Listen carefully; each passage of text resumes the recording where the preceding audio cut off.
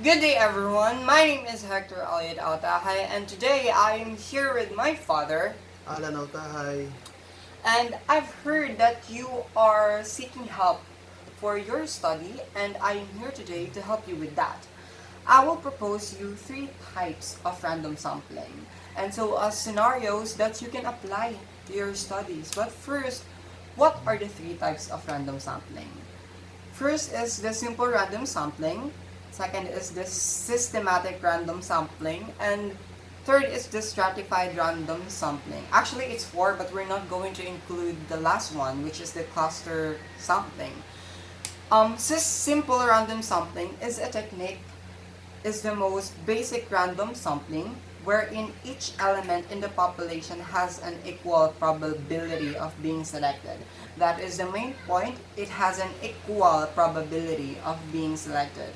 And second is the systematic random sampling. It is a random sampling that the elements in the population and then elements are being selected based on the KTH consistent intervals. Well, KTH is a formula. And the last one is stratified random sampling.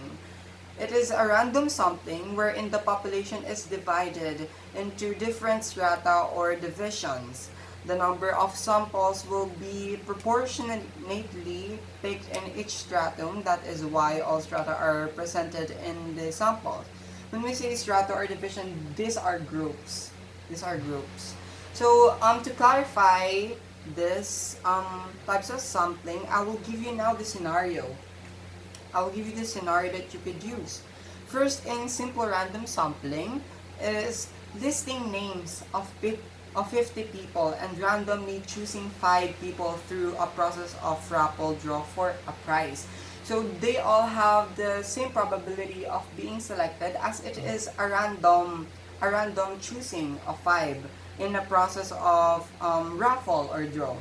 And systematic random sampling, a scenario for this is choosing a class representative for the election, 5 people out of 30 students in a counting of 6, and select people who get number 3. Like for example, there are we are 2 people, and we are going to count 1 2 1 2 1 2, and like so on. Like for example, there are people next to you, 1 2 3 4 5 6 7 8, and then they are going to stop at 3, and going to continue by going back with number 1 1 2 3 4 5 6, so on and so on. 1 2 3 4 5 6, 1 2 3 4 5 6, just like that.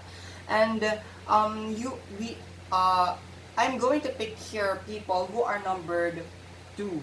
Like for example, in the count of 6, you got number 2. That's how it works in systematic random sampling. Therefore, the people who are going to get chose is those people with number 2. And then the last is the stratified random sampling, choosing one representative for a contest in each section in GFA grade 11 students.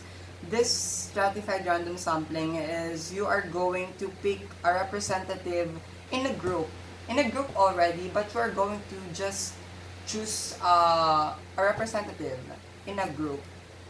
So that are the scenario again in the simple random sampling, listing names of 50 people and randomly choosing 5 people through a process of raffle draw for a prize, and then choosing a class representative for the election, 5 people out of 30 students in a counting of 6, and select people who get number 3, and then choosing one representative for each section in GFA grade 11 students. Now I wanted to ask you, what do you think is the best among 3? I would select the third one, which is the strategic. Stratified, yes. Stratify, I'm sorry. Stratified, okay. Stratify.